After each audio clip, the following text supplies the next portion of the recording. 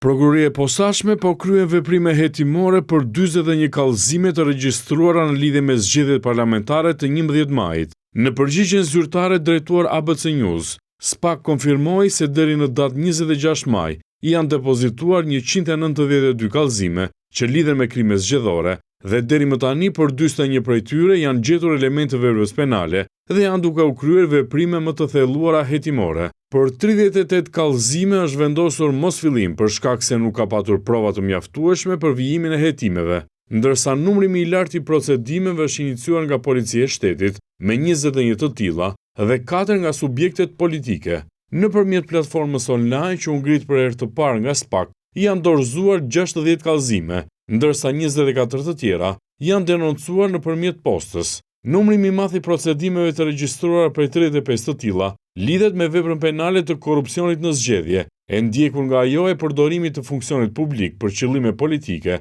si dhe shpërdorimi i detyrës. Gjatë kësaj periudhe SPAK ka zhvilluar disa operacione në kuadër të krimeve zgjedhore, duke ushtruar kontrolle dhe sekuestruar aparate celulare, mes të cilëve atë të zëvendës kryetarit të Bashkisë PUK, Nduë Suma, kryetarit të Bashkisë së Vallë të Dejës, Kristian Shkreli, si dhe ish kryetarit të Bashkisë së Kavajës, Elvis Roshi. Në janar të këtij viti, SPAK për herë të parë ngriti një strukturë të veçantë për hetimin e krimeve zgjedhore.